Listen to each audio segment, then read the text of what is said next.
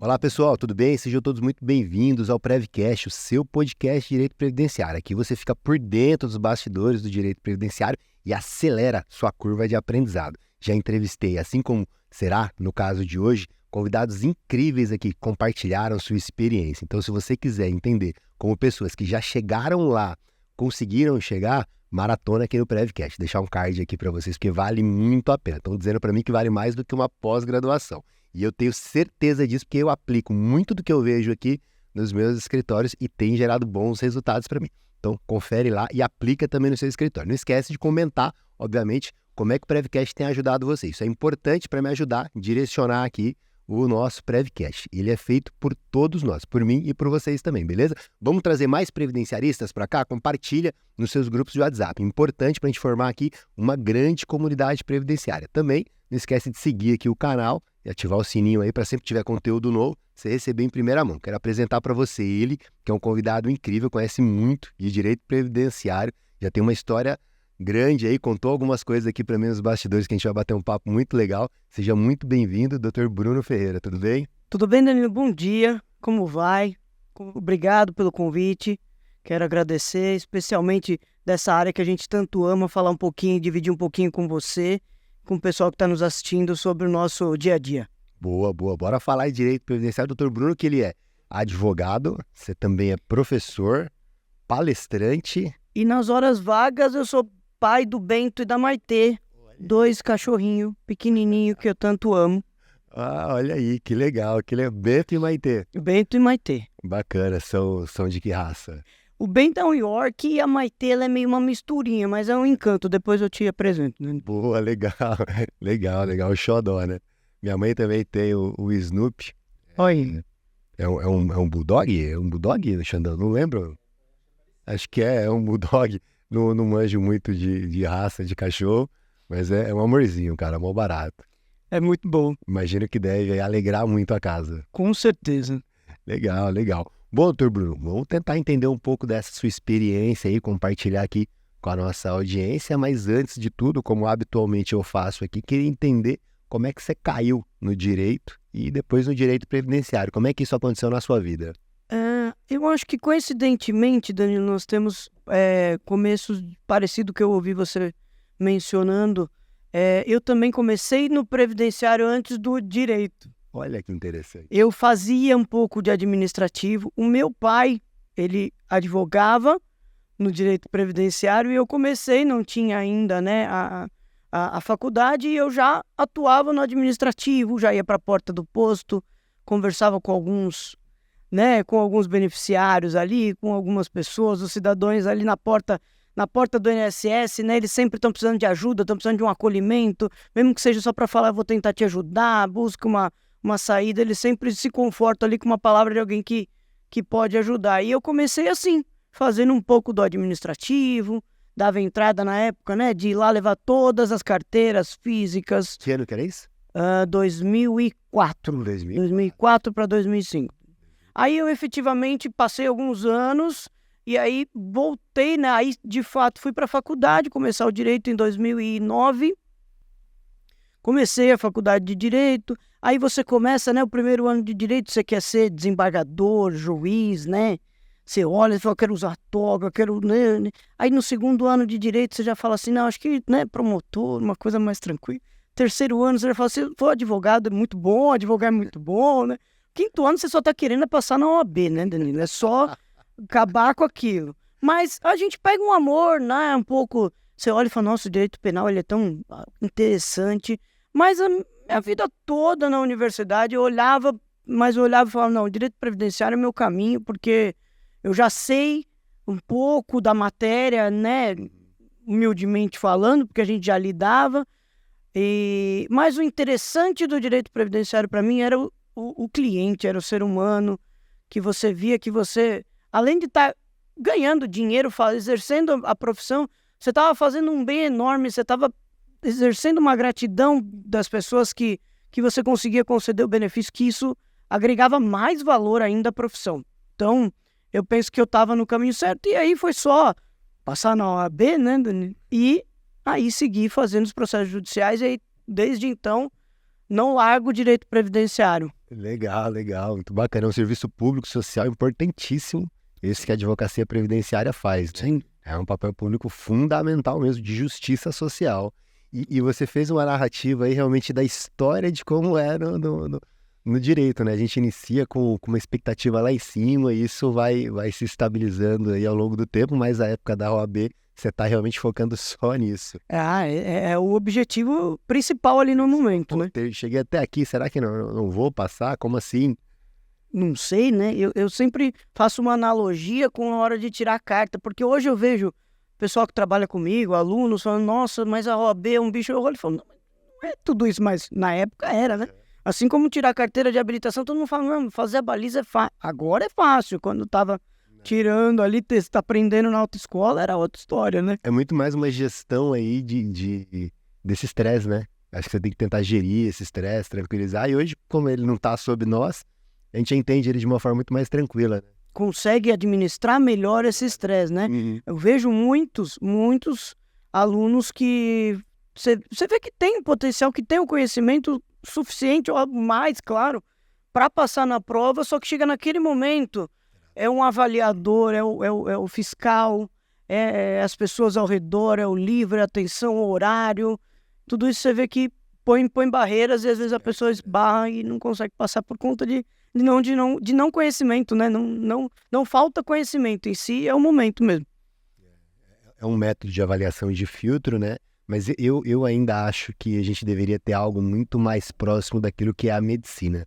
Não sei nem o que você pensa em relação a isso, mas eu acho que a gente deveria experimentar um pouquinho mais o direito nas suas diversas áreas. Passar, por exemplo, pela advocacia geral da União ali, ou, enfim, você passar, sei lá, por uma promotoria, passar por um gabinete de juiz, você realmente entender ali como que é a movimentação do trabalho numa vara, seja uma vara trabalhista, previdenciária, penal. Eu acho que a gente deveria experimentar um pouco mais isso e vivenciar um pouco mais isso, porque a faculdade, ela traz um conceito tão teórico, e eu me lembro que quando eu fui fazer a minha primeira audiência trabalhista, foi quando eu realmente tive noção que eu não era advogado, cara. Eu falei, como assim? Eu tenho uma carteira da OAB, mas eu não faço ideia nem de onde eu sento.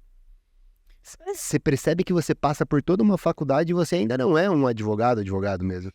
Se alguém é habilitado a advogar. Eu acho que a faculdade nos prepara para entender o direito, né? Não nos prepara para advogar propriamente, né?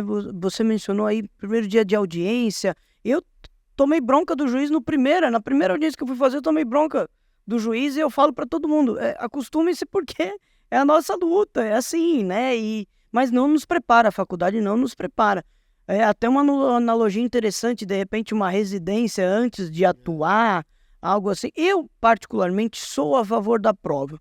Até mesmo na época que eu estava lutando para passar na prova, o meu irmão chegou para mim e perguntou, o que você acha? Você acha que a prova... Eu falo, tanto acho que... E olha que eu estava na época estudando para a prova. Então não é porque eu já consegui, né? Já passamos essa fase. Mas o meu irmão me questionou, mas você é a favor da prova? Eu falei, tanto sou que eu gostaria que vocês da medicina tivessem. Porque eu acho que é o mínimo para poder atuar, né? Ah, mas a prova é perfeita? A gente sabe que a perfeição não existe, vai ter defeitos, tem erros e tal. Mas eu acredito que ela nos prepara, até mesmo por conta dessa tensão da prova, nos prepara para o dia a dia. Porque quando você senta de frente com o juiz e ele te desafia, numa audiência trabalhista, numa audiência previdenciária, que ele fala, doutor, e aí, você vai ouvir sua testemunha? Doutor, eu vou indeferir isso. Você tem que ter aquela seriedade e aquela respirar e entender para você poder atuar. Então, eu acredito que até mesmo essa tensão da prova vai fazer parte do nosso dia a dia. Às vezes, até hoje, acho que tem audiência que às vezes que eu esbarro e falo, olha, podia ter feito melhor, né? Podia ter falado aquilo. Eu acredito que isso é natural e deveria. Eu acredito que a prova é um ponto... Eu acho que os advogados têm que olhar a prova da OAB como um ponto forte da nossa profissão. Uhum. vamos valorizar a nossa profissão, porque nós somos o único, acredito que é a única profissão que precisa de uma prova para se habilitar para atuar. Então eu acho que isso tem que ser um diferencial para nós e não um ponto negativo.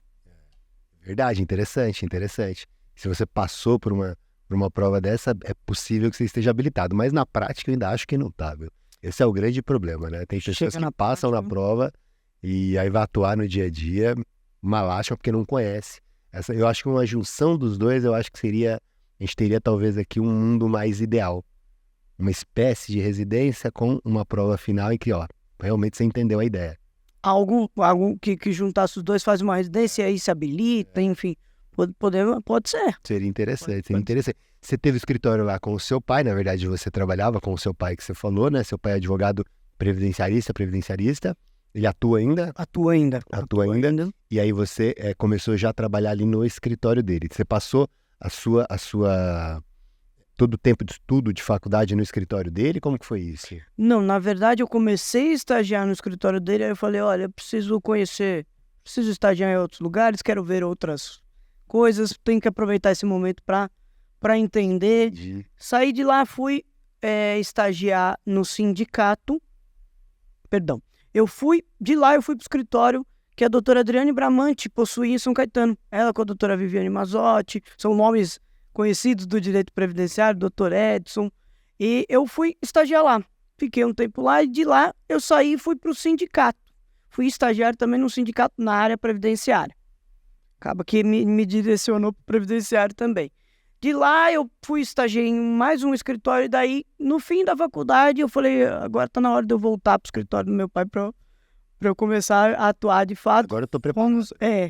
Fomos trabalhando em sociedade ali, até o momento que eu falei, bom, agora eu vou buscar o meu, vou fazer um escritório, montei com mais 2 sócios, um escritório só meu, ainda ajudava meu pai, ainda tinha alguns processos com ele, mas eu já tinha o meu, falei, vou andar sozinho.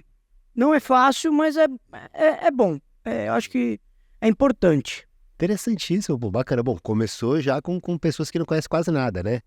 Nossa, só fera.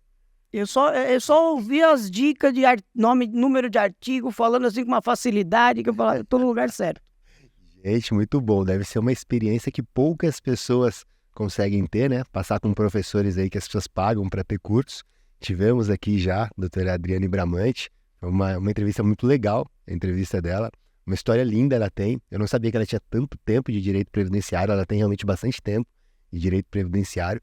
Contou pra gente aqui muitas das mudanças que ela viu sob um olhar muito interessante. É o olhar de quem viveu, né? E é bem legal. E aí você começou então lá com elas, foi pro sindicato, teve uma outra experiência. Isso é muito interessante pelo seguinte, você percebe que essas experiências, caso você não as tivesse vivenciado, seria hoje um outro Bruno? Elas foram muito importantes para você? Como elas foram assim na sua vida, Bruno? Agrega, faz diferença, porque a gente conhece e sabe falar, olha, aqui pode ser feito assim, mas eu já vi que ali pode ser feito... Você conhece, né, outras cabeças, outras formas de trabalhar, apesar de ser basicamente a mesma coisa, mas você tem formas de pensar e métodos que hoje você olha, hoje eu posso olhar e falar que aqui é melhor, desse jeito a gente viu que dá certo, desse jeito não dá, mas eu acredito que fez muito sentido, foi muito importante para eu vivenciar uma advocacia diferente, uma forma de atuar com os processos diferentes, que eu pude levar depois para o escritório que eu tinha com meu pai, e depois eu pude levar também para o escritório que eu montei. Então, agrega, com certeza, é muita experiência, toda experiência agrega alguma coisa, né? Nem que seja positivo ou negativo, mas agrega. Verdade, você aprendeu com a experiência de outras pessoas, né? Isso acho que é uma forma de também acelerar a sua curva de aprendizado. E aí veio para trabalhar com seu pai. E você não montou, vocês não montaram uma sociedade juntos, você fez uma outra sociedade. Exatamente. Interessante. Eu, por exemplo, eu segui mais ou menos esse caminho, eu fiz uma com a minha mãe. Né? Falei, poxa, tá bacana aqui, a coisa tá acontecendo. Abrimos um segundo, um terceiro escritório. Hoje a gente tá com 7 escritórios. Mas eu segui lá com ela. Você entende? E aqui eu tô te fazendo essa pergunta, é proposital pelo seguinte, essa questão de família é complicado. A gestão das questões familiares, pô, seu pai, você tem todo respeito ao seu pai, né? Assim como eu tenho a minha mãe, mas a gente é sócio e tem horas que você tem que tomar decisões como sócio. E aqui conflita um pouco, dividir o que é mãe, o que é filho, o que é pai, o que é filho, o que é sócio, autonomia de decisão, confio totalmente em você. Você sentiu um pouco disso? Você tentou se livrar completamente disso? Como foi, Bruno? Com certeza, Danilo, com certeza, porque assim, são cabeças parecidas, somos parecidos, porém, na hora de trabalhar, muda um pouco. E aí, exige uma certa, né, um jogo de cintura ali, porque são gerações diferentes. Eu queria fazer algo diferente, eu queria fazer algo que eu via que era mais atual e o jeito dele que também dava certo, que também funciona até hoje, só que ele queria fazer do jeito dele. E aí havia esse conflito de geração mesmo, de repente, de pensamento. Nós temos um pensamento muito parecido, mas na hora de trabalhar era um pouco diferente. E aí começa a criar aquela situação que o pai não pode, o filho não pode brigar com o pai, mas tem que brigar com o sócio. E aí não brigar com o sócio, mas brigar com... Fica um conflito ali, porque você não consegue diferenciar a hora que você está conversando com o pai, como você está conversando com a mãe, e quando você está conversando com o sócio, com o colega de trabalho ali, na direção do escritório, é um pouco complicado. Tanto que depois a gente acabou tendo a gente tem hoje uma relação até melhor de trabalho e de pai e filho sempre foi boa e continua sendo maravilhosa. Mas deu um outro gás pra gente aí quando a gente se dividiu um pouco. Vocês têm bastante troca sobre experiências aí, e acho que isso deve agregar bastante, né? Eu lembro que meus cafés da manhã com a minha mãe, cara, era sempre ali a gente falando de gestão, de direito, de escritório, de estratégia.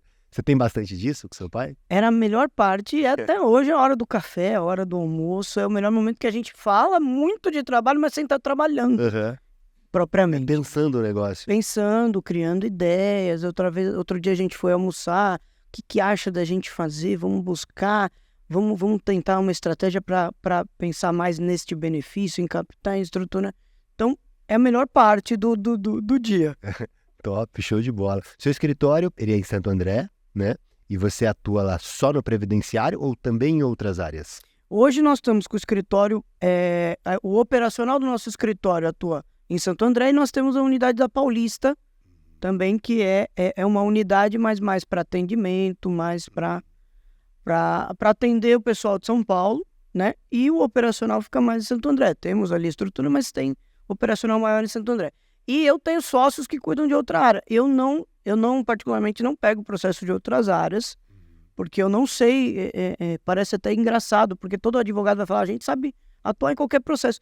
Mas a nossa cabeça fica tão previdenciária, fica tão pensando em aposentadoria, que o pessoal chega com o inventário, eu já estou pensando, mas e a pensão por morte? Vamos falar aqui. Então a nossa cabeça fica muito, muito focada no previdenciário. Então nisso eu tenho 2 sócios em outras áreas, área imobiliária, área trabalhista, que eu particularmente não atuo. Não atua, interessante. A trabalhista, ela tá ali, né? Tá muito ligada aí ao previdenciário, né? Praticamente, em muitos casos, o mesmo cliente. Mas a imobiliária difere um pouquinho, né? Ou você acaba tendo também o mesmo cliente aí? O imobiliário a gente tem que fazer uma outra, um outro perfil mesmo. É uma outra estratégia de captação, de atendimento, mas o trabalhista e o previdenciário a gente consegue trabalhar em conjunto. É o mesmo cliente que vai, por exemplo, né, ter um problema trabalhista, um acidente de trabalho, se afastou, precisa de um auxílio-doença, e aí acaba que a empresa tem algum problema com a empresa. É praticamente o mesmo personagem que a gente chama. Praticamente as 2 áreas elas são muito próximas, né? Pô, legal, eu tô percebendo já nesse início, Bruno, que você tem uma visão assim bastante de gestão empresarial. Você é mais ou menos isso mesmo? Você realmente pensa o escritório de uma forma bem empresarial? Você falou de operação, você tem um centro de operação, você tem um centro de captação. Quando vocês estão no almoço, vocês estão pensando em estratégia. Isso é muito gestão, né? Isso é muito gestão. Você foca mesmo em gestão muito no seu escritório ou não foca muito em operação mesmo? Hoje nós estamos numa transição, coincidentemente agora, quando a gente está gravando o podcast, nós estamos numa fase de transição mesmo em que eu e meus sócios estamos tentando sair um pouco do operacional, sair mais do operacional e ficar mais no comercial e gestão mesmo. Então, pensando em produtos, em benefícios, como a forma de vender mais os benefícios, ter mais produtos no escritório a oferecer para o meu cliente, né? O cliente previdenciário, às vezes a gente pensa só no previdenciário, no benefício, mas hoje a gente tem como ofertar ao nosso cliente uma isenção de imposto de renda, como ofertar um planejamento previdenciário. Então, hoje a gente está buscando focar bastante nessa parte de gerir o escritório, sim, e não tanto o operacional. Mas acaba que a cabeça, né, a cabeça do operacional previdenciário, trabalhista, sou eu, meu sócio, mas a gente tenta não operacionalizar tanto mais né, o processo ali em si, mais a parte comercial, operação e gerir o escritório, sim.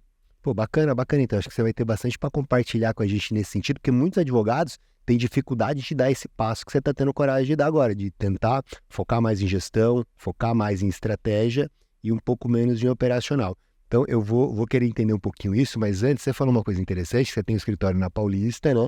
E ali você trabalha mais a parte comercial. Esse é um escritório prédio, é isso? É num prédio. Uma sala lá, Isso, na Paulista ali, bacana.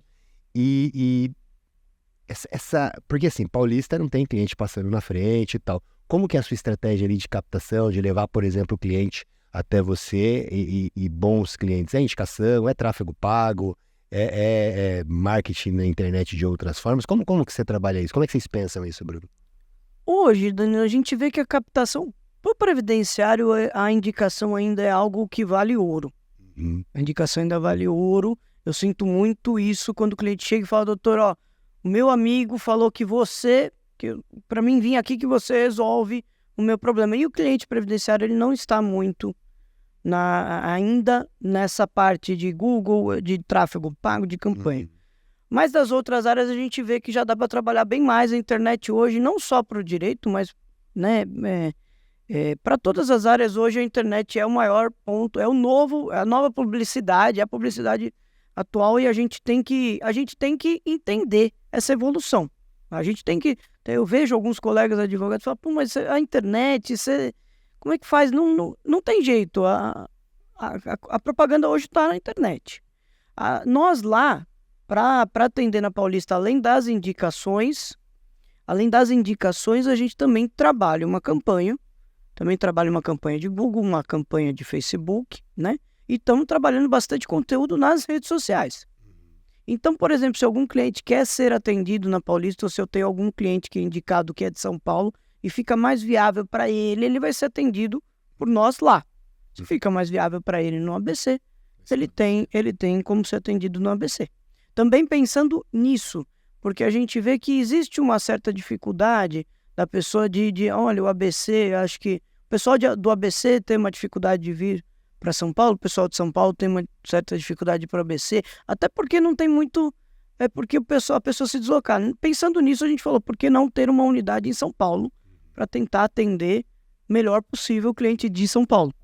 Legal. Você tem pessoas que indicam muito mais, porque assim, é muito comum, você falou, por exemplo, sindicato, e me surgiu aqui como uma referência, né? Às vezes você tem algumas parcerias em que você tem um volume grande de indicação, por exemplo, como um sindicato ou uma grande empresa. Você busca parcerias nesse sentido para ter um maior número de indicação? Você tem alguma assim? Temos bastante parceria com colegas. Tenho parceria com outros colegas advogados. Outros colegas advogados que não atuam. A nossa área ainda parece que tem uma certa... Tem advogado que ainda tem um pouco, né, de medo, não sei, de atuar no previdenciário. Então eu tenho bastante indicação de colegas. Eu tenho também uma parceria de uma associação ali da Zona Sul, em Paraisópolis, que nos atende, e a gente atende a demanda deles lá, né? E hoje é basicamente parcerias de colegas. Essa parceria que eu tenho lá, a gente tem parceria em outros estados também. Acho que a parceria funciona bem, Danilo. Ela bem definida, estrategicamente bem acertada com o colega, fazendo... não deixando o operacional de lado, porque quando você faz uma parceria, você não pode também, só peguei o processo e como é que vai? Quem vai dar andamento? Esse cliente vai falar com quem? O cliente não pode ficar se sentindo ali perdido. Então, feito bem organizado essa parceria, eu acho que vale a pena. O que você indica para o advogado que ele deve observar aí na parceria dele, assim, para evitar problema? Principalmente assim, quem vai operacionalizar o processo, quem vai dar andamento, quem vai passar informação para o cliente, como é que isso vai ser estruturado? Olha, o Danilo está me passando um processo aqui, um cliente que ele me indicou. Se você está me indicando, o cliente vai falar comigo, eu faço todo o operacional e vou dar todo o relacionamento com o cliente. Se o Danilo chega para mim e falar, olha, eu vou fazer o relacionamento, você pode só fazer o operacional do processo? Então, é questão de acertar como é que vai ser. Como é que vai ser bem definido isso para o cliente não ficar sem resposta. Eu hoje trabalho no seguinte sentido com os colegas. Eu monto um grupo de WhatsApp com o cliente, que ele vai falar com o pessoal do meu escritório e o pessoal do escritório desse colega também está no mesmo grupo, que é para todo mundo saber se um já respondeu, o outro não precisa responder. Ou se um não respondeu, o outro responde e o cliente não fica sem atendimento. Esse é o principal, acredito que o principal detalhe. Um grupo para cada cliente? Um grupo para cada cliente. Tem um número para isso, dá trabalho, mas se o cliente fica sem atendimento, é a primeira coisa que eles sentem falta. Hoje, eu também tenho um detalhe que eu também sou assessor no TED, eu faço parecer em processo ético. A maioria dos processos que a gente pega lá hoje é cliente que não teve a resposta do que ele ligava para o colega, para o advogado, e não obtinha resposta, o colega não dava andamento do processo. Eu acho que, também não é para ficar toda hora dando andamento, mas se aquele cliente sabe que pelo menos olha, seu processo está encaminhado, olha, seu processo já seguiu para a fase de conclusão, o mínimo que você às vezes fala para o cliente, ele já se sente satisfeito, já se sente acolhido. Então, isso é um dos pontos principais que a gente vê lá. E evita esse tipo de reclamação. Evita esse tipo de problema que comercialmente é muito ruim, né? Sim. Na verdade, eu até brinco que o nosso trabalho, depois que a gente contratou o cliente, é fazer a gestão da ansiedade dele. Porque o que ele quer, e aí? Saiu meu processo, doutor? E aí, resolveu? Tá o juízo de decisão. É agora que eu recebo? Então você vai fazendo sempre a gestão dessa ansiedade do cliente. Você não precisa muito mais dele, a não ser, sei lá, quando ele precisa fazer uma perícia ou passar uma audiência, o que não é tão comum no previdenciário, né? Aí ele vê lá, né, ele vai no site, ele vê lá, né, acordão no processo dele, ele fala, doutor, você fez acordo e não me contou? Falou, calma, amigo, isso é acórdão, isso é decisão, né, então já passei por isso, acredito que muito colega já passou. Então é dar essa atenção, olha, por enquanto não teve andamento, já acredito que a maioria dos clientes já vai se sentir acolhido. Legal. Voltando à questão em que você, então, começa a fazer uma transição, pensando mais em gestão, em estratégia, em comercial, em vendas, tentando largar um pouquinho do operacional. Primeiro, quais são as dificuldades que você enxerga de fazer essa transição? Uma das principais... Sim, você fala, caramba, aqui tá difícil, isso aqui é o que me dificulta. Tem os gargalos naturais, mas tem aquelas coisas que a gente coloca como barreira, né? E ninguém vai fazer aquela petição do jeito que eu quero. E não tá... Eu pego a petição para revisão e eu acabo refazendo ela inteira. Mas por que eu estou refazendo ela inteira se a pessoa que fez também tem capacidade para fazer? É muito daquilo da gente quebrar aquele paradigma de que tem que ser do nosso jeito ou que só do nosso jeito serve. Isso é uma das dificuldades. Largar um pouco e falar, olha... Esse preciosismo. Tá bem feito. Não tem defeito, não tem erro. Atinge a finalidade. Atinge, até às vezes até melhor que eu. Já peguei muita petição que eu falei, nossa, eu não faria tão bem. Né? Eu acredito que um dos segredos, Danilo, é ter pessoas trabalhando com você que são tão boas ou melhores que você. Ótima visão. É essencial. Vale ouro. Você tem uma pessoa que... Olha, a pessoa... Não é porque ele está atuando no seu escritório que ele tem que ser inferior a você. Pelo contrário, se ele for melhor, é o seu escritório que está crescendo. Às vezes você tem um perfil de colaborador, de advogado, que é mais de escrever. Tem aquele que é mais de negociar com o cliente, de sentar, de conversar com o cliente. Atingir o perfil daquele e tirar o melhor daquele colega, daquele profissional que está com você. Então eu acho que os maiores desafios é soltar o operacional, sair daquilo. o cliente falar com você, você tem que virar e falar assim, olha, você vai conversar com a equipe, fala aqui. Você tem um contato com quem pode te passar andamento, você não precisa me ligar. É algo necessário? É algo que precisa ser falado só você e o cliente? Pode me contatar. Não é sobre o andamento do processo, você pode falar que a equipe está preparada para isso. Acho que esse é o grande, é o grande salto ali que é difícil de fazer, porque muitos colegas também não sabem como fazer isso para o cliente. Eu vou falar para o meu cliente que não sou eu que vou fazer. Você vai mostrar para o seu cliente que tem pessoas tão boas quanto, ou melhor, atuando no seu processo junto. Não é só uma cabeça pensando, não é só você atuando, né? Esse é um dos grandes desafios, soltar um pouco o operacional. Às vezes eu sinto falta. Por exemplo, tem hora que eu falo assim, não, mas eu quero ir para audiência. Pô, mas eu quero fazer essa audiência. A audiência hoje, basicamente, eu ainda faço. Ainda é algo que eu não consigo soltar. Mas em breve, vamos ter que desgarrar, não tem jeito. As petições, boa parte delas, você já deixou para a equipe? Já. Já deixou para a equipe, legal. Então, as peças, geralmente, você já não faz algumas ou nenhuma mais? Praticamente nenhuma. Mas, revisão, a gente ainda... Revisão você faz? Ainda olha, porque às vezes tem um detalhe ou outro que a gente quer apontar melhor, que a gente olha, a gente revisa como se eu fosse o advogado da parte contrária. Peraí, você falou aqui, mas isso aqui eu consigo contestar. Aqui eu consigo, então vamos corrigir, vamos tentar pensar, vamos colocar desse jeito que aí o outro lado talvez não tenha como... É muito mais uma análise crítica construtiva.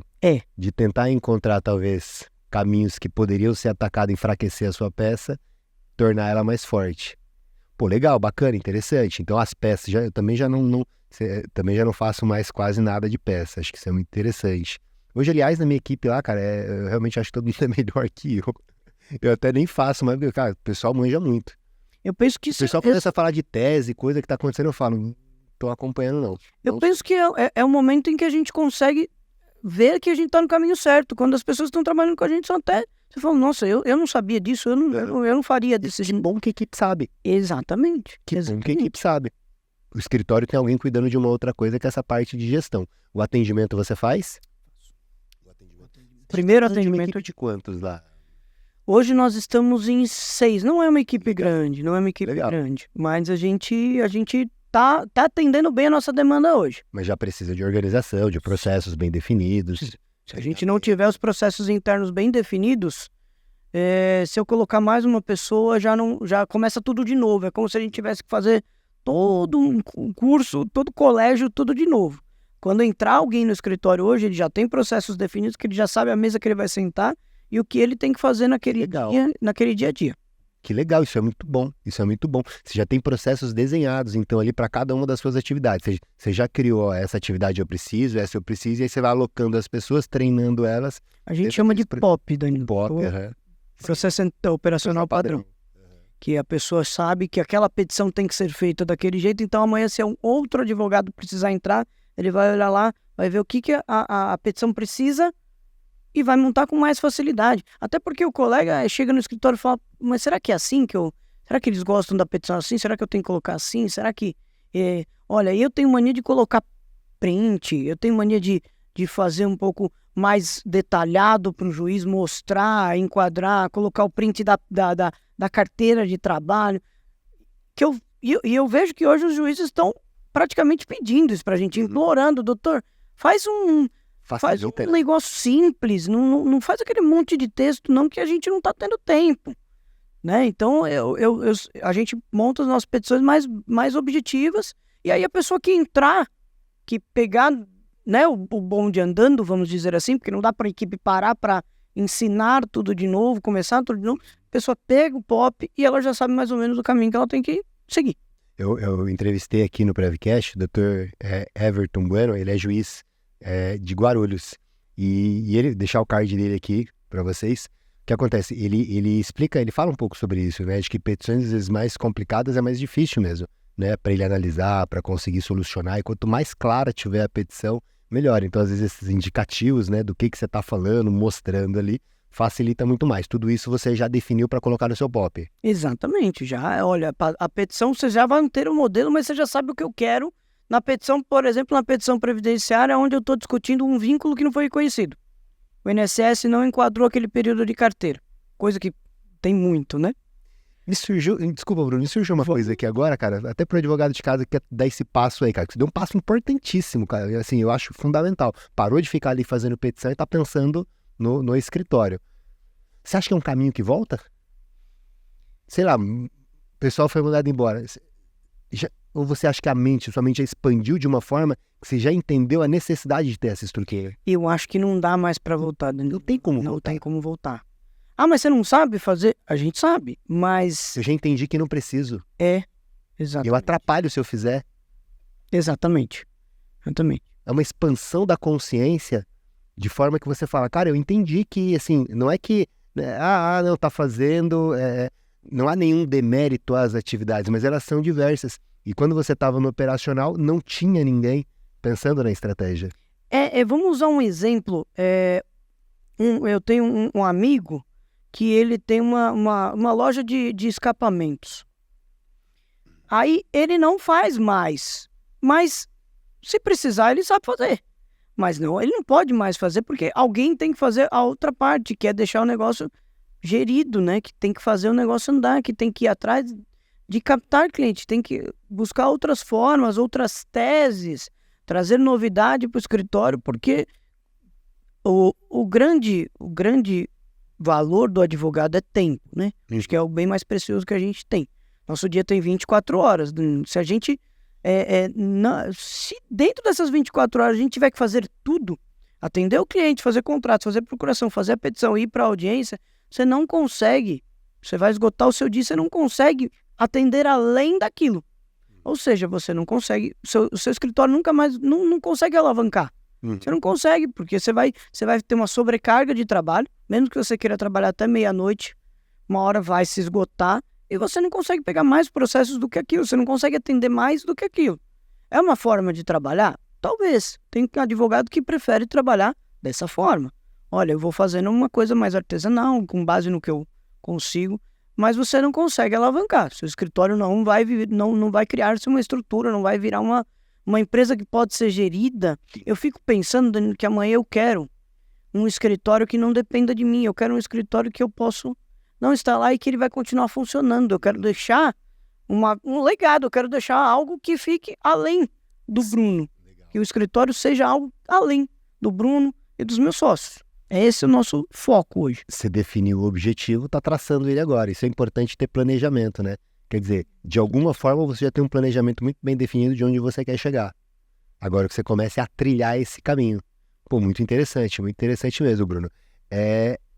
Das suas atividades lá, internas, né? O que você entende que é fundamental, assim, cara? Que é talvez o coração do escritório? O comercial. Né? Sem dúvida, o relacionamento com o cliente. Mostrar para o cliente que ele está num escritório que ele pode... tem confiança, que tem estrutura, advogados que entendem do processo dele, entendem da dor dele. Hoje a gente faz uma apresentação para o cliente, mostrando para ele quem é a equipe, mostrando para ele casos que a gente já atuou, tá? Sem mostrar o nome, né? Mas internamente a gente consegue. Mostrando que a gente sabe do direito dele, mostrando que ali ele tem a segurança de que se acontecer algum erro, ele está respaldado, né? Então a gente já faz essa parte. Isso é uma coisa que fica muito a mim e aos meus sócios, montar essa apresentação, estruturar como é que a gente vai fazer isso para o cliente, quando o cliente chega no escritório, como é que ele vai ser atendido, como é que ele vai chegar no escritório. A parte de marketing também. Hoje a gente eu estou focado, meus sócios também, em atuar, criar redes sociais mais efetivas, produzir mais conteúdo, cuidar das campanhas, como é que, com o devido cuidado, mas como é que a gente vai fazer as campanhas, como é que a gente vai fazer o offline, porque a gente hoje, estou vendo muita gente falar de campanha de rede social, campanha no Google, internet, tráfego pago, mas o offline ainda tem muito explorado. A ser explorado, e ainda é muito. A nossa área ainda tem aquela pessoa que fala assim: me indica o advogado, quem que fez o seu caso? Eu vou no advogado porque alguém indicou. A gente não pode esquecer da indicação. Ele já vem, vou usar um termo aqui, o cliente que vem por indicação, ele já é um lead que já está aquecido. Muito aquecido. Ele já é um cliente que já está pronto. chegando. Ele já está convencido. Ele já está convencido. Então, é questão de você mostrar ali que você entende, mostrar, chegar a negociar e pronto. Então, o offline é muito importante. Então, também é tarefa nossa de gerenciar agendas com parceiros, fazer contatos, fazer parcerias, né, tentar contato com possíveis locais que a gente vai ter uma demanda, clientes, e buscar e fazer essa parte do network, do comercial também é hoje que a gente está focado também. Eu começo a difundir aqui o termo, Bruno, que eu falei nos outros episódios, é o seguinte, e eu queria ouvir a sua opinião sobre isso, já imagino. Eu digo que sempre é sobre vendas. É sobre vendas. Então, não é apenas sobre direito, cara. Porque eu só consigo fazer um bem social para o próximo se ele vier ao meu escritório, se eu conseguir atrair mais. Então, sim, fazemos um trabalho social importante, né? Ajudamos muitas pessoas. Eu realmente me dedico para a gente fazer um trabalho de muita qualidade para cada uma das pessoas que estão ali perto dos escritórios. Foi quando a gente começou a atender ali o pessoal mais de perto. Mas eu penso que é sobre vendas.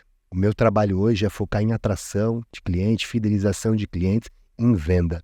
Você entende que é dessa forma, Bruno? Por que eu pergunto isso? E no direito, em qualquer outra área seria tranquilo. Mas no direito tem a ideia da não mercantilização da atividade. E aí tem esse tradicionalismo. Como você enxerga essa questão? Eu acredito que o tradicionalismo e a não mercantilização é uma coisa que talvez a nossa classe, nossos colegas mesmo se colocam essa barreira, né? A gente tem que vender porque a gente trabalha com um serviço. Então a gente tem que olhar que a gente precisa vender o nosso serviço. E a gente vende tanto no nosso marketing pessoal quanto na hora de apresentar nosso escritório, nossa estrutura. É venda. As pessoas olham a venda só como aquele cara que, vem cá, tem promoção. As pessoas olham a venda muito num segmento de aquela pessoa que precisa te puxar para te vender um produto, que quer te enfiar um produto a qualquer custo, né? E a venda não. A venda começa, por exemplo, na hora que você se apresenta, na hora que você fala que você atua naquela área. O advogado já está se vendendo ali naquele momento. Então, eu acho que é um pouco de vamos usar a palavra preconceito, né, Danilo? Que também vem um pouco da nossa classe. E aí a gente tem que colocar a OAB em pauta, porque a OAB, ela tá tentando, tem um braço dela que ela tá tentando se colocar nesse século, mas ela ainda tem um pouco dessa barreira. Eu, particularmente, penso que o limite entre a gente, né, essa mercantilização do advogado é perigosa, mas a gente tem que ir até um certo ponto que deixa o advogado se mostrar, se apresentar, né? A gente tem muitos colegas que ainda sentam atrás da mesa e esperam o cliente chegar e a indicação, e isso vai acabar. Principalmente, um exemplo, as pessoas que, poxa, indica ali para mim, ou me indica aqui, eles vão te indicar, mas você se vendeu para ele te indicar, né? Eu já tive clientes que chegaram no escritório e falaram, doutor, me deram o seu cartão aqui e falaram que só você pode resolver. A primeira coisa que eu falei, mentira, que não sou só eu, tem muito colega que pode resolver, mas vamos ver o que é o seu caso. Mas a pessoa vem indicada porque você se vendeu bem, porque você fez um serviço bom para aquela indicação. Não basta só, me indica lá. Não, mas eu vou te indicar por quê? O que você tem para eu falar de você? O que eu vou indicar o Danilo para um cliente. Mas o que eu tenho para falar? Olha, Danilo trabalhou com um processo em comum comigo, fez um belo trabalho, conseguimos êxito, apesar disso não indicar o bom trabalho não é só com um bom êxito, né? Às vezes a gente faz o melhor trabalho e o juiz entende diferente. Então, aquele trabalho bem feito, às vezes já teve cliente me indicar que ele chegou no escritório, falou, doutor, queria que você fizesse. Eu falei, mas você não tem, porque não tem o que fazer. Infelizmente, você não tem o tempo. Pô, doutor, você foi tão honesto comigo que eu vou te indicar. Então, às vezes, a venda não é só do êxito, né? Então, voltando aqui, a gente falando de se vender. Eu acredito que o advogado tem sim que se apresentar, tem que fazer uma apresentação sim. Seu cliente chegar, você fala, olha, nosso escritório é assim, eu atuo assim. O seu caso, por exemplo, eu já peguei aqui, 2 julgados, por exemplo, 2 decisões da nossa região em que estão pensando assim. então você tem uma média de indenização girando em torno disso. A hora que você faz isso, parece tão pouco, né, Dani? Mas a hora que você faz isso, o cliente olha e fala, olha, ele sabe do que ele está falando, ele entende, e você vendeu. Você demonstra autoridade na sua atividade. Interessante. Traçando até um paralelo com o que existe aqui, né? Eu fui para Miami um tempo atrás e aí eu parei no estacionamento e aí tinha uma placa bem grandona, Injured, e era um advogado, telefone do advogado. Eu falei, caramba, os caras fazem propaganda. Tem aquela série Better Call Saul, que também tem alguns momentos ali de propaganda. Então, assim, é advogado também, é direito, é defesa de direitos sociais, de controle da sociedade como um todo, a partir da legislação e do papel do advogado. E eu fico pensando, cara, como é que surge, sei lá, esse negócio da mercantilização? Não sei. Eu entendo, respeito muito ela, mas eu assim como você, penso muito que é sobre vendas, você precisa se vender como um advogado, até mesmo antes do cliente vir até você. Agora, a grande questão aqui, Bruno, é o seguinte, quantos advogados analisam isso conscientemente, gastam, sei lá, 30 minutos do dia pensando em como eu posso atrair mais clientes, como eu posso me vender melhor para cada cliente que chega na minha frente. Esse é o papel que você começa a fazer agora, naquelas reuniões com seu pai, né? Então você começa a pensar, cara, como é que eu fidelizo mais? Por isso que é importante você estar na gestão. Quando você está no operacional, você não consegue pensar isso. Não tem tempo. E aí o seu negócio, ele não tem esse cara que pensa isso. É importante essa peça, fundamental. Por isso que não tem como você voltar, concorda? Não tem. E quem vai pensar isso aqui, cara, que é principal? Que você já disse, né? Pô, é a parte principal. Então, ninguém vai olhar, vamos fazer só o operacional, não vamos olhar o principal?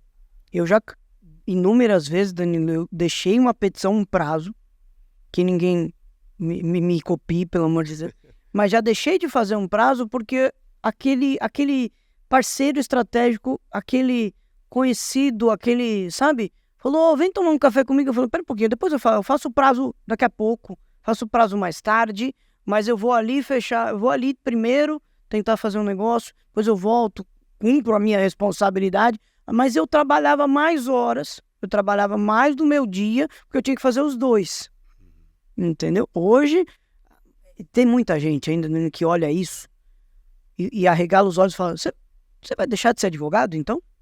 Você parou de advogar? Claro que não. Eu preciso ser advogado, eu advogo, eu preciso, em algumas petições, em alguns casos, a gente tem que atuar diretamente, mas eu preciso também ter aquela cabeça de quem vai gerir o negócio, senão o meu escritório não vira um escritório, né? Vira aquele eu presário, né? Vira aquele eu empreendedor, que é o cara que faz tudo dentro do escritório. Exatamente. Cara, que interessantíssimo, interessante. Essa foi uma consciência que você sempre teve? Você teve algum momento de virada de chave, assim, que você falou, cara, peraí, você se lembra, assim, de algum momento que você falou, caramba, putz, aqui eu entendi que foi diferente. Foi um curso, foi um momento difícil que você estava vivendo? Ou já era algo que você sempre sentiu? Você falou, cara, eu percebi que era assim. Eu sempre senti que eu precisava fazer alguma coisa, mas eu não entendi, não sabia como é que eu ia conseguir dar esta alavancagem para o meu escritório. Eu não entendia como. E eu sigo algumas pessoas que não são da área, algumas referências em empreendedorismo, em comunicação, em vendas, em marketing, e eu comecei a entender que quem faz tudo não faz nada. Uhum. Então a gente tem que aprender a dar esse passo de sair um pouco do operacional para conseguir. E eu me peguei uma vez, Danilo, você vê que são momentos que as coisas que vão nos incomodando pro bem. Eu li uma vez um stories da rede social do Flávio Augusto, que falava, sou advogado, o cara fez uma pergunta para ele, sou advogado, como é que eu faço para ter alavancagem no meu escritório? E se eu não estiver errado, o Flávio Augusto falou que é difícil porque o advogado é um serviço. Eu falei, não é difícil. Não é difícil, precisamos entender por que não dá. Por que as outras áreas dão e no direito não dá? Só eu que sei o direito? Não. O pessoal que trabalha comigo, todos sabem até mais. Só eu que entendo, só eu que posso fazer aquela petição, só eu que posso fazer aquela... Não é a hora que a gente consegue. Mas você vai deixar seu cliente falar com outra pessoa. Qual o problema? O cliente confiou em mim e eu confiei na equipe. O cliente vai continuar confiando em mim se a equipe fizer bem o trabalho. Então foi uma virada de chave esse momento. E aí um dia eu peguei para começar a ler livros que não são do direito, que também é uma dificuldade que nossos colegas têm de fugir um pouquinho do direito. E fui ler Pai Rico, Pai Pobre. Sensacional. É um livro Robert Kiyosaki. simples, do Robert Kiyosaki. É um livro até que simples de entender, para quem entende os nossos livros, para quem entende livro jurídico, é fácil. Tranquilo. E fui ler e aquilo me incomodou. Sabe quando você tá lendo e você começa a se mexer na cadeira e você começa a falar, não, mas peraí, não, mas... Tinha dois pais com duas visões diferentes, conflitantes. Pra gente dar um Sobre a contexto mesma aqui, coisa. pra gente dar um contexto do livro, não quero estragar quem quer ler, mas ele diz que ele tinha dois pais, que era o pai dele e o pai de um amigo que era empresário, que era empregador, e o pai dele trabalhava para a prefeitura, no serviço público, e ele vai enxergando a visão dos dois, a visão financeira dos dois. E aí ele vai vendo... E ele vai vendo para que lado ele quer seguir, o que ele interpreta, e ele vai explicando isso no livro. Mas não vou estragar aí a brincadeira. Então, eu acho que ali foi aquele que me deu aquele... Não, a gente precisa entender para fazer diferente. E aí eu comecei a estudar para aprender a fazer diferente. Não sabia. Então eu fui começar a entender, fui começar a aprender. E hoje eu concluí já dois cursos de gestão. Um, inclusive, do Sebrae, muito legal, que nos orienta, nos indica. É gratuito, gente. O Ali, chama Ali. O Ali, o programa Ali, conheço. É muito interessante, o Sebrae põe isso à disposição. Parceiro, né? É quebrar essa objeção de que o advogado não pode empreender, né? Então, foi ali e aí a gente começou a falar, não, vamos aplicar isso no escritório. A dificuldade é aplicar, né? A dificuldade é aplicar. Conseguiu aplicar, coisa flui com muito mais tranquilidade. Bacana, pô, muito bom, eu adoro esse... Cara, quando o papo a gente começa a falar forte de gestão aqui, pô, desce a cerveja a porção aqui, bora ficar... Não é? Tendo papo, é uma delícia. A gente tem um formato aqui, Dr. Bruno, que temos algumas pessoas acompanhando a gente e temos algumas perguntas. Então temos aqui a doutora Selma Nonato. Tudo bem, doutora? Tudo bem com vocês? Bem. Então, doutor Bruno, o doutor disse que tem uma equipe de 6 pessoas. A minha pergunta é, essa equipe é formada por sócios, por empregados? E se o doutor tivesse que dar uma dica de como formar uma boa equipe, qual dica seria essa? Doutora, obrigado pela pergunta. Eu acredito que, bom, primeiro a equipe não, são sócios, mas tem outras pessoas. Nós temos associados, advogados associados, nós temos estagiários e advogados associados hoje. Então, a estrutura da nossa equipe hoje basicamente é essa. Nós temos uma pessoa que cuida do RH e temos uma pessoa do financeiro, que é uma coisa também que é uma dor do advogado também, ter que saber mexer com o financeiro. A gente pode falar disso também. Então, a equipe hoje é estruturada assim. A doutora... Eu me peguei... Qual foi a segunda? Sim. Doutora, eu acho que a dica para formar uma boa equipe. Primeiro, entender o que você precisa mais delegar. É bom a gente lembrar que é delegar e não delargar, né? Então, é primeiro você entender o que você precisa delegar. Hoje eu perco muito tempo escaneando, estou dando um exemplo, né? Hoje eu perco muito tempo escaneando documentos ainda, nomeando documentos. Me toma muito tempo essa parte. Veja se talvez no seu gargalo não seja essa parte. Você não pode pôr isso para um estagiário ou até então um auxiliar administrativo. Olha, hoje me demanda muito tempo fazer petições, protocolo, concluir prazos. Eu tenho muitos prazos e eu não estou dando conta. Então talvez o seu gargalo seja alguém técnico. Talvez pense num associado ou num advogado contratado, o que for melhor para a estrutura do seu escritório. Então, primeiro é sentir aonde está o gargalo. O que você mais... Hoje, o primeiro passo que a gente deu lá, como exemplo, doutor, o primeiro passo que a gente deu foi ter estagiário. Porque a parte de fazer audiência, fazer prazo, eu e meu sócio ainda demoramos um pouco para conseguir soltar, por causa de tudo aquilo que eu falei. Então a gente começou pelo estagiário. Depois fomos para os associados para fazer a parte técnica mesmo, né, jurídica. Então, eu acredito que é entender o que você precisa hoje. Legal, interessante. Se eu puder contribuir também com essa pergunta, né? Hoje eu tenho em torno de uns 50 colaboradores, além das pessoas que prestam serviço para a gente. E são quase 20 anos aí, então já passaram muitas pessoas. Eu já fiz muitas contratações e muitos desligamentos.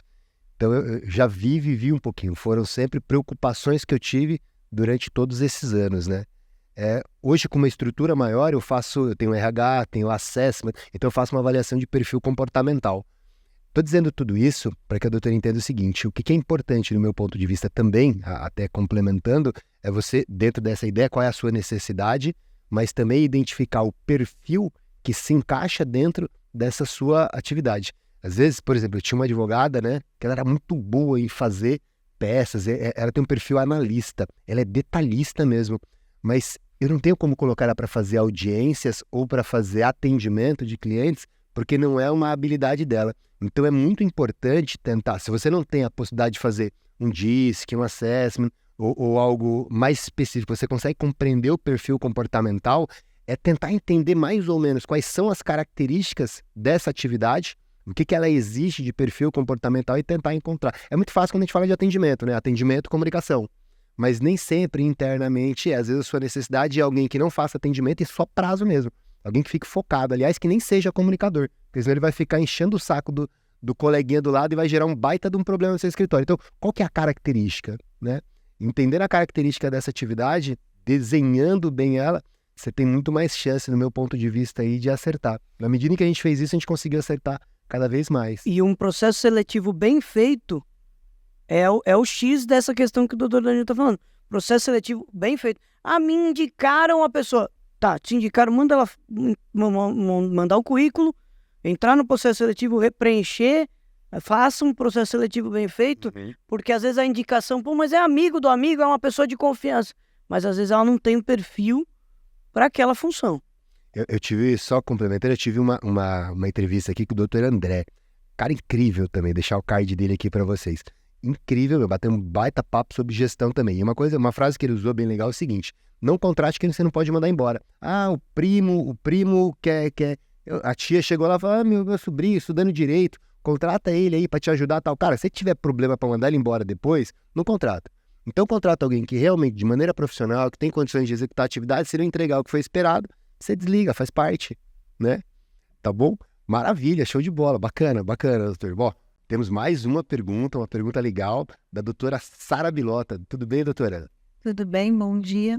Doutor, quando você fala em gestão, né, em formação de equipe, quanto tempo você conseguiu levar para sair do operacional? Se obviamente foi gradual, né? Mas a questão do treinamento dessa equipe, se você se dedicou bastante a isso, foi saindo aos poucos, você delegou isso também, né? Como funciona essa questão? Porque você formar uma equipe e você começar a sair do operacional, você ainda demanda um tempo aí. Se foi muito longo, se você já tinha um prazo determinado na sua cabeça, a tal dia, até tal data eu tenho que sair no operacional, eu tenho que estar pelo menos metade no operacional e metade nessa parte da gestão. Assim, doutora, sendo bem sincero, eu sofri porque eu fiz as duas coisas em paralelo. Então, eu fui preparando os procedimentos operacionais, eu fui preparando os processos internos, juntamente com a minha saída. Então, se eu já tivesse com os procedimentos internos prontos, ou talvez o treinamento e a delegação seria mais rápido. Tá? Eu acho que o grande segredo o que nos tomou mais, o que demandou mais esforço foi que a gente teve que preparar os procedimentos internos para treinar essa pessoa com a gente já andando, com o carrinho andando. Então, eu acredito que, se eu posso dar uma dica, doutora, prepara os procedimentos. Que tipo de petição que a doutora tem, que tipo de processo que a doutora faz no escritório, como que a doutora quer que sejam feitos os documentos, como é que os protocolos, se tem dia de atendimento, se tem dia, monta os procedimentos internos, como que a sua petição deve ser, monta os procedimentos. Quando você trouxer alguém para você delegar aquilo, já está pronto, é só você vai treinar, falar, você vai ler ali, os modelos estão aqui, faz uma para a gente conferir, não deu certo, você treina a pessoa mais rápido do que como eu fiz, por exemplo, de estar saindo e montando. Então, demandou mais esforço, porque a gente precisou ir treinando e fazendo junto, né?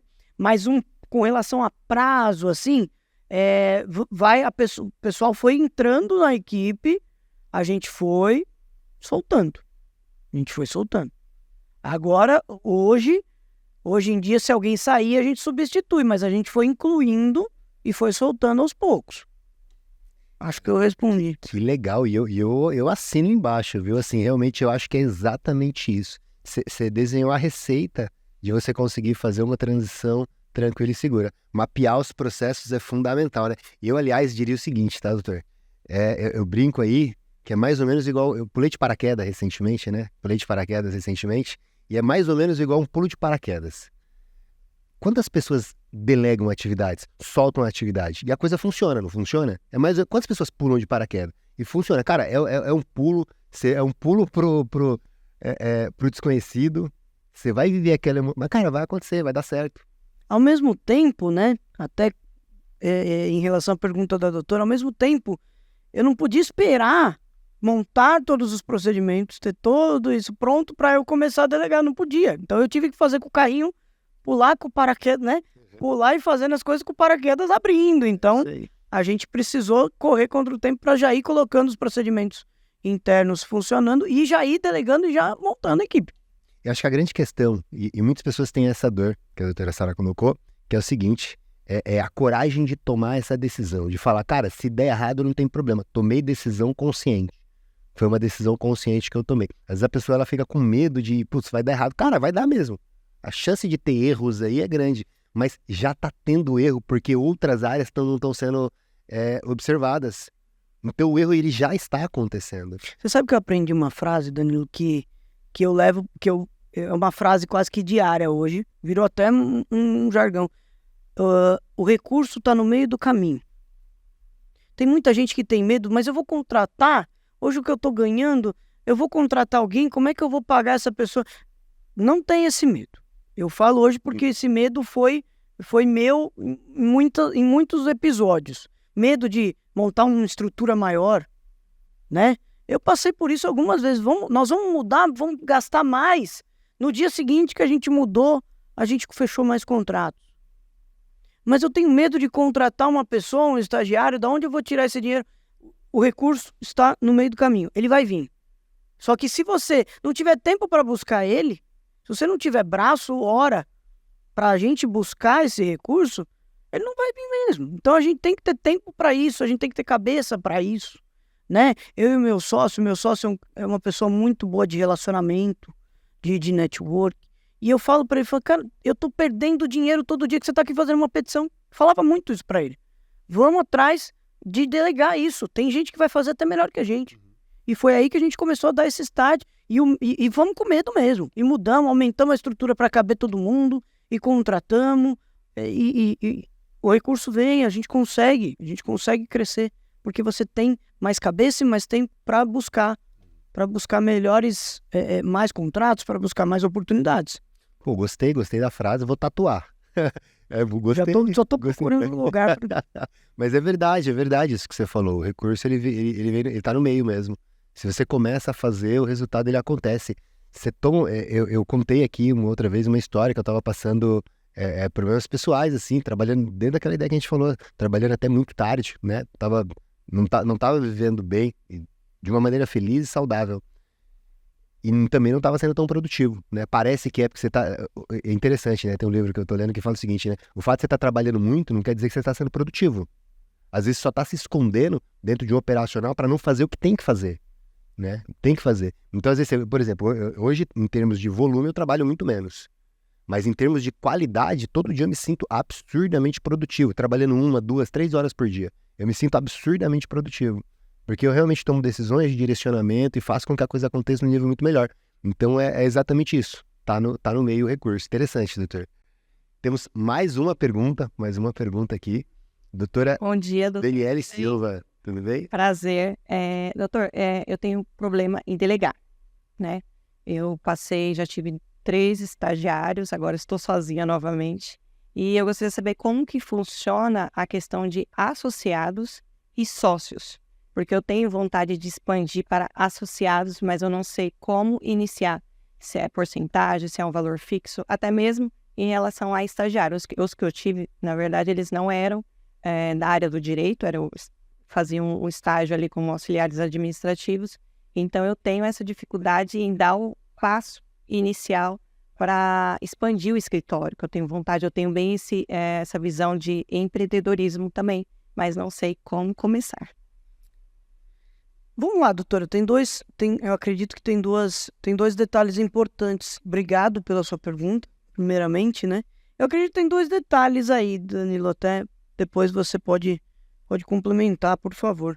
Eu acredito que a primeira dificuldade é fazer um processo seletivo. De novo, a gente falando de processo seletivo, porque às vezes o estagiário não dá certo, porque às vezes veio da indicação, ou a gente contratou porque a primeiro currículo que chegou para nós, e às vezes não tem. É muito importante, gente, a gente pensar que todo escritório tem que ter uma missão, uma visão e um valor. As pessoas que trabalham na minha equipe hoje, as pessoas que trabalham no meu escritório, eles sabem que meu cliente, ele tem que ser bem atendido. Eles sabem que o meu cliente é uma pessoa simples, então eles têm que falar de forma simples. Eles sabem que o meu propósito é a advocacia para ajudar também, não só para ganhar dinheiro. Então, a visão do escritório, os valores do escritório, na hora que você vai contratar, essa pessoa vai se encaixar pelas perguntas que você vai fazer, pelo questionário que você vai fazer, pelo processo seletivo. Então, ajuda muito e resolve boa parte desse problema com contratei errado, não deu certo. Agora, com relação a associado e sócio. Hoje em dia, também não é algo muito comum no Brasil, mas você pode ter sócios júnior, pleno, sênior, e eles entrarem e fazerem parte do seu escritório, sem ser aquela forma, doutora, que a gente conhece, de senta aqui, vamos dividir a mesa, a gente divide quem entrar, divide os custos, racha, cada um põe no bolso. Hoje em dia, se vê a sociedade de advogado assim. A OAB colaborou um pouco com isso em relação a falar, olha, não, vamos formalizar contrato social e tudo. Então, o sócio hoje você pode colocar ele com um percentual de cotas, por exemplo, na sua sociedade. Ele divide o custo com base no percentual dele. O associado, você pode contratar, pode ser percentual, como pode ser percentual e fixo também. Mas aí, acredito, doutora, que precisa fazer uma análise também de custo por processo, analisar os honorários, quanto aquele processo. Você tem que imaginar que aquele processo você vai ter que passar uma parte para o associado. Então tem que fazer aquela conta se cabe. A parte financeira, se te enquadra hoje o associado, por exemplo, tá? Trazendo um exemplo nosso para ver se ajuda também, doutora. A gente trouxe um associado para uma área que a gente não fazia. Eu tinha demanda, mas eu não fazia e não queria que nem eu e meu sócio colocássemos a mão.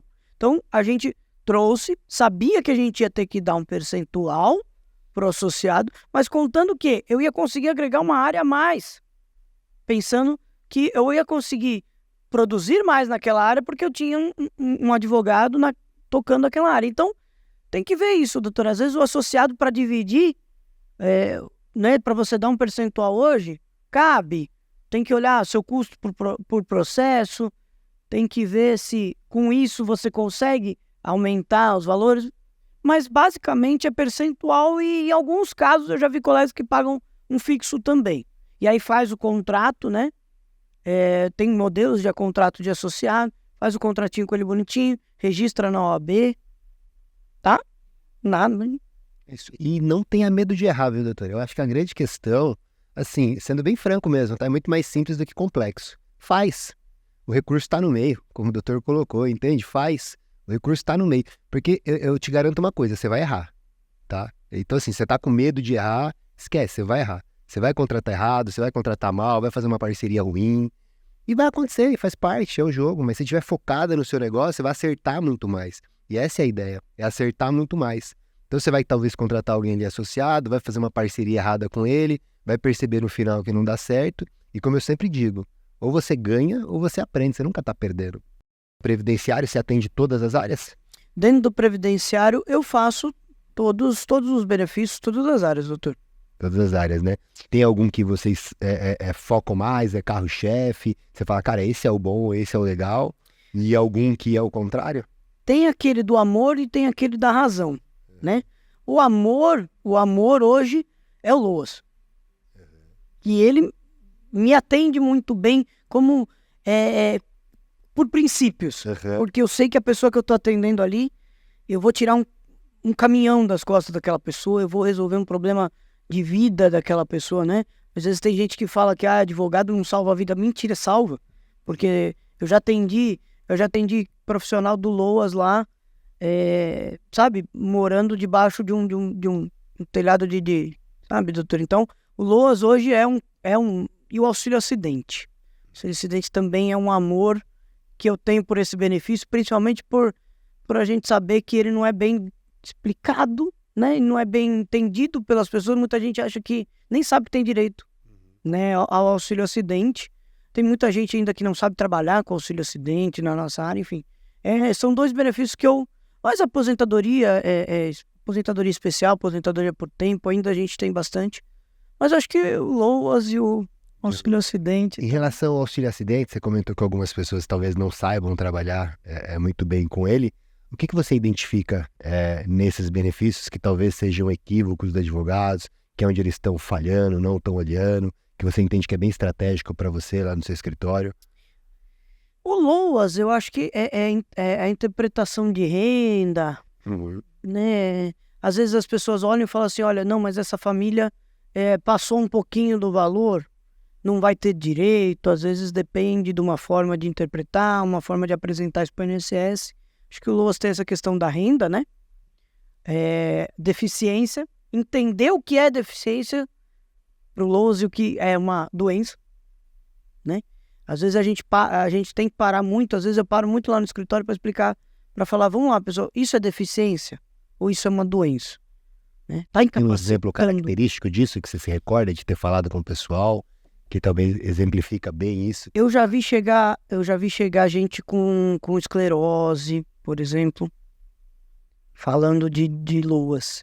Vamos entender, é incapacitante ou é uma deficiência, né? É algo que ele precisa de necessidades especiais ou é incapacitante?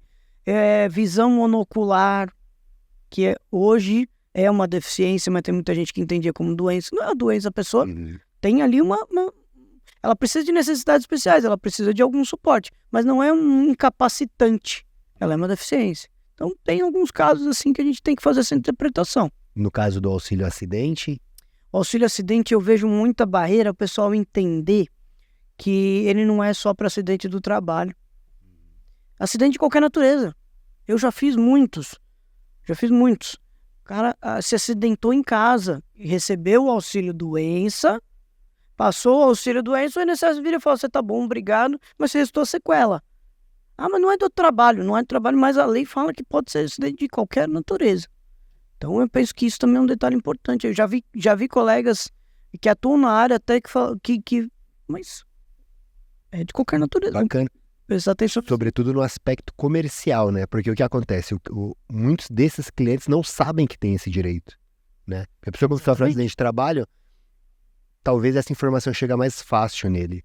Mas quando é um acidente em casa, doméstico, eles muitas vezes não sabem disso. Do ponto de vista comercial, me parece interessante, porque você começar, sei lá, nas suas redes sociais, mostrar que isso existe, sei lá, você tem um exemplo, 1.000 seguidores, e você coloca lá para os seus 1.000 seguidores que esse tipo de situação existe, que se alguém se acidentou, pode ter direito ao benefício. A chance desses 1.000 terem conexões com mais pessoas e alguém nesse universo ter essa situação e te procurar é grande. Sim, principalmente, e a gente está fazendo também uma prestação de serviço, de falar, olha gente, vocês têm esse direito. Restou uma sequela, você ficou, né, teve uma perda de uma falange, teve um osso que não ficou pino, você tem uma redução ali né, de uma perna, vamos imaginar algo assim, tem uma sequela, olha, eu não posso mais ficar digitando. A gente se pega muito no acidente do trabalho, mas aquela pessoa que tem uma LER, uma DORT, que não tem mais como digitar por conta de um acidente, né? Por conta de um acidente, não pode mais digitar, ela tem uma redução da capacidade. Verdade. Tem uma redução da capacidade. Isso é muito interessante também, né? Auxílio acidente decorrente de doença ocupacional. Sim, também. Poucos vão olhar para isso daí. Muito Também. legal. Você dá aula em cursos, faculdades? Como que é, Bruno? Eu já dei aula em faculdade para cursos preparatórios, tá? Hoje eu tenho aula de curso de extensão Legal. em alguns cursos online, gravado. Seu mesmo ou em algumas escolas? Não, de escolas. Isso a gente pode falar, mas Não tem problema, não, aqui tranquilo. eu tenho curso hoje gravado na Inova Educação, nosso querido Edinho. Já dei curso preparatório presencial lá em Santo André, ali na Fundação Santo André. Legal. Tem algumas coisas em voga aí. Boa, bacana. Acho que deve ser também uma outra atividade, tá ligada aí um pouco ao que você aprende no direito, mas é uma atividade também muito legal, né? Você poder compartilhar com esses advogados um pouco do seu conhecimento. Essa aula que você dá é dentro do direito previdenciário, alguma matéria específica? Eu já lecionei para cursinho preparatório, direito previdenciário, porque agora a OAB cobra, né, o direito previdenciário na prova. Estão ensinando os benefícios, né, direito material. Eu tenho hoje curso de ônus da prova no processo do trabalho. Por incrível que pareça, eu também falo um pouco de direito do trabalho. E ônus da prova é algo incrível, muito bacana. É o segredo. E é muito interessante, Danilo, que você falou que eu aprendo criando, produzindo conteúdo, montando a aula. Eu estou aprendendo. Eu vi coisas que não vamos negar, a gente aprende quando a gente está lecionando, porque a gente está criando, a gente vai atrás de mais conteúdo para aprimorar aquela aula. Eu acho que o professor que não aprende dando aula está fazendo alguma coisa errada, porque aprende muito. Achar que você já sabe tudo é mentira. Tem um estudo que mostra, né, que na escala do aprendizado, a forma de você aprender mais ou de absorver mais uma informação é ensinando, né? Ensinando, falando, né, sobre o assunto, gravando, se vendo falando. Muito legal, muito legal. Queria te perguntar o seguinte, ó, zerou tudo. Você acabou de sair da faculdade, não tem escritório, seu pai não tem escritório, você acabou de sair da faculdade, tá lá cheio de gás, com a carteira na mão. Como é que você começaria aí? Cheio de gás e pouco dinheiro. Pouco dinheiro. O que eu faria? Detalhe, como é que você começaria aí? Sabendo hoje, hoje, né? Essa é a ideia, utilizando essa experiência. O pouco que eu tenho de experiência hoje, eu pegaria um lugar para atender, eu buscaria me divulgar, tentar fazer a campanha na medida possível, financeiramente falando, fazer uma campanha não é paga, tráfego pago, ter a sua página na internet, estar na internet, ter um local para atender, de repente um coworking. Eu acho que hoje funciona bem, né? Para quem está começando. Eu acho que eu faria isso. Buscaria parcerias, com certeza. Doutor, se tiver algum processo, acho que funciona ainda. Mas se aí você fala para mim, você está com dinheiro para montar, eu faria a campanha, faria as landing pages, faria um processo de captação, né? Online. E o offline que a gente conversou aqui, que ainda funciona muito bem. Eu faria isso. O offline, eu percebo também que ele é pouco... Muitos advogados falam do online mesmo, né? Tráfego pago e tal. Mas, cara, o offline ele é muito mais interessante, sei lá, em termos de longo prazo. Porque você paga no mês que vem se sua campanha não tá rodando, né? E se você pensa em SEO, que é uma outra estratégia de marketing, né? Você consolidar a sua marca ali, beleza. Mas o tráfego pago, ele é bem mercenário. É interessantíssimo, uma ótima forma de trabalhar. Mas tá pagando hoje, você tá vindo, né? Eu acho que é interessante você trabalhar outras estratégias que sejam mais de longo prazo, mais duradouras. Sem dúvida. O offline, a sua indicação, os seus clientes vão ser sua principal máquina de propaganda. Se eles saíram satisfeitos, eles indicam até dormindo, né, Danilo? Porque você faz um trabalho bem feito, você faz uma venda bem feita, você mostra para ele que você dedicou 100% do seu conhecimento. Às vezes pode não dar. Pode chegar e falar, seu processo não vingou. Mas ele viu que você fez o melhor trabalho, ele vai te indicar. Então eu acredito que no offline o seu cliente é uma porta de marketing, é o seu maior, né? O seu maior vendedor. Mas hoje a gente tem que ver que o online tá aí, não tem jeito. Não podemos tentar evitar eu acho que é fugir do Não tem como. futuro, né? Não tem como. É que o online, ele é, na minha visão, né, ele é amplo, né? Quando a gente fala do online, muitas pessoas vão pensar no tráfego pago, mas é muito mais do que isso, né? Eu penso muito aqui como posicionamento, e aí eu trabalho isso como estratégias de posicionamento, né? Formas de você se posicionar é a partir da internet, porque todo mundo vai ver se você é bom, se você é real na internet. Fiquei sabendo que o advogado ali é bom. O cara não vai mais lá te conhecer. Ele pesquisa de você ali na internet já vê alguma coisa. Sim. E ele já tem ali algum tipo de julgamento sobre você. Então, acho que quanto mais você se posiciona, por exemplo, eu dou algumas entrevistas, né? Às vezes sou convidado para dar entrevista, televisão, rádio. Cara, tudo isso, para mim, é matéria de divulgação, de marketing. Olha lá, meu advogado tá aparecendo na televisão. Cara, isso gera um posicionamento importante. A sociedade está reconhecendo esse cara como alguém que é autoridade na área dele. E eu acho que ele deve ser um bom advogado. Quando eu tô naquele conflito com o cliente, em que ele, caramba, pô, eu tô com dúvida, será, doutor, que não é você? Ele não fala expressamente isso, mas fica implícito. Você utiliza toda essa sua autoridade percebida para, de repente, diminuir esse tipo de conflito, né? Sim. E talvez até resgatar esse cliente de novo para falar, não, realmente, doutor, você reconhece o seu trabalho, acho que você faz um bom trabalho. E você usou um termo importante, autoridade, né? Às vezes as pessoas acham que tem um pouco de arrogância nisso. Não é, você mostrar autoridade significa que você sabe do que você está falando. Significa que você tem capacidade para você lidar com aquele problema do seu cliente. Isso é uma das coisas que a gente apresenta também quando a gente está se apresentando a um cliente novo no escritório. Olha aqui, nossa equipe, nós temos autoridade nesse assunto, veja aqui, alguns casos, alguns clientes que a gente já cuidou. Faz parte. Eu até falo esse termo autoridade, isso é interessantíssimo pelo seguinte, né? Na minha cabeça funciona bem, bem claro isso. Quando eu falo de vendas, eu falo de processo persuasivo, e o processo persuasivo ele é estruturado na minha cabeça. Eu entendo ele bem estruturado. E uma das formas de convencimento, as formas de convencimento, elas são ligadas aos gatilhos mentais. Nós temos gatilhos mentais.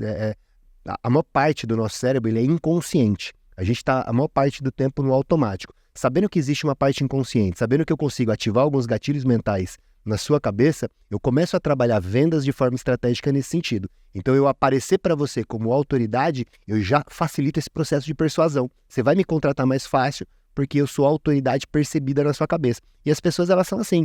Então, você vê, sei lá, vamos pensar aqui, o Papa, ele é uma autoridade religiosa. Cara, ele deve conhecer muito de religião. Eu brinco quando eu falo, só para você ver uma coisa interessante, Bruno. Eu brinco o seguinte, né? Imagina um médico jovem que era, sei lá, um filhinho de papai, nunca fez uma residência forte e ele estudou muito a vida inteira. E você imagina um outro médico, sei lá, do Sírio-Libanês, que tem 20 anos de atuação. E ambos são cardiologistas, tá? Ele fez residência, pra gente entender a ideia. Qual dos dois, se você tivesse que escolher, você escolheria? Aí qual é a grande questão? Todo mundo vai falar o cara do Sírio. Mas quem disse que esse rapaz não é melhor? De repente o fato dele ter estudado mais, talvez ele está muito mais moderno nas técnicas de cirurgia, talvez, do que o outro. Mas a percepção de que o outro é autoridade pela posição dele faz com que você queira ele, ao invés do outro, entende? Então, essa autoridade ela é um gatilho mental importantíssimo que o advogado tem que trabalhar. Ele tem que ser percebido como autoridade na área dele. Cara, quando ele fala sobre isso, eu acredito nele porque realmente ele conhece. E hoje, Danilo, você deu um exemplo legal. O cara do Sírio, o cara que está começando. Como é que esse cara consegue enfrentar esse aqui? Mostrando autoridade, por exemplo, na internet. Hoje a internet dá para ele um espaço que esse cara demorou para conquistar. Hoje ele vai na internet e fala um vídeo sobre a área dele, sobre uma técnica menos invasiva por exemplo, da área dele. Aí o cara que tá no Google procurando um médico daquela especialidade, vê o vídeo dele e fala, é esse cara. Perfeito, exatamente. Como é que ele vai? Ele tenta alcançar esse cara dessa forma, ele tem que começar. E o que ele vai fazer? Vai começar a mostrar que ele é autoridade. Eu conheço, domino uma técnica tão moderna que nem médico do Sírio, que já está há muito tempo fazendo, conhece. Eles estão usando técnicas antigas, aqui tem coisa nova. E aí ele começa a ser uma autoridade muito mais percebida. Cara, isso é interessantíssimo. É uma baita de uma estratégia de marketing, funciona, e as grandes empresas fazem isso há muitos anos. Você falou de gatilho mental. Quando a gente entende eles, a gente consegue Primeiro que o pessoal não consegue mais usar com a gente, né? Quando a gente entende o gatilho mental, né? Incrível. Que o cara vira para você e fala assim, olha, eu tô aqui com essa unidade desse imóvel, já tem 2 propostas aqui nela, você não quer vir ver? Porque de repente você fala Gatilho assim, mental da urgência. né? Da escassez Ou da escassez. também. Só então, tenho essa. É, Só tenho essa unidade. então você fala, não, pera, será que... Mas, ó, eu começo hoje, né? Tô até estruturando um curso nesse sentido. É bem provável que eu lance esse curso aí, sobre vendas e gatilhos mentais, porque é incrível isso. E funciona muito. Mas eu começo a perceber de que a gente talvez não escapa tanto. A gente escapa dos que estão escrachados. É muito, aquele que é muito nítido, mas tem hora que a gente quer cair, né? Porque, não, e no final das contas, a gente tem um subconsciente muito maior do que a parte consciente. Então, por mais que você não queira, não tem jeito. Você entra num processo em que, sem você perceber, você já está convencido, já foi convencido. E isso acontece aos montes. E o seu emocional é muito forte. Então, cara, começa a ativar emocional. Fomos num evento, acho que com boa parte das meninas aqui, no evento lá Enfim, não vou fazer referência ao evento, mas é percebido, por exemplo, né? E nenhuma crítica quanto à qualidade do que, eventualmente, eles podem entregar. Não é isso, não. Mas é percebido a estratégia de marketing por trás, né? Fortíssima com ativação de gatilho de tudo quanto é nível. Eu, como compreendo um pouquinho como isso funciona em termos estratégicos, eu fico olhando e falo, caramba, velho, porra, que interessante, do primeiro momento ao último, sabe? Tudo assim, bem feito, absurdamente bem feito. Então, assim, por mais que você não queira, muitas vezes a pessoa vai cair. Se conhecer um pouco, ela ainda vai cair. E a gente, sem querer, às vezes a gente acaba usando também na nossa profissão, no atendimento, a gente tá usando o gatilho e nem sabe, às vezes. O gatilho do medo, chegar pra pessoa e falar assim, olha, mas você só tem 6 meses pra entrar com essa ação, senão o seu direito vai cair. Gatilho do medo. Prescrição aí, tá? Perfeito. Olha, se você não entrar logo, né, com esse pedido de pensão, ele vai, sabe, ele vai sair do emprego, você não vai mais conseguir receber. O gatilho do medo a gente tá sempre usando e a gente não percebe. Do medo, da escassez, né? Olha, a gente só pode, por exemplo, né, ter um produto que muitos colegas trabalham, que é holding familiar. Uhum. É um negócio bem complexo de trabalhar. Eu não atuo, mas é o que eu escuto dos colegas. Falo, olha, não dá para pegar muitas holdings para fazer ao mesmo tempo, senão a gente não consegue administrar.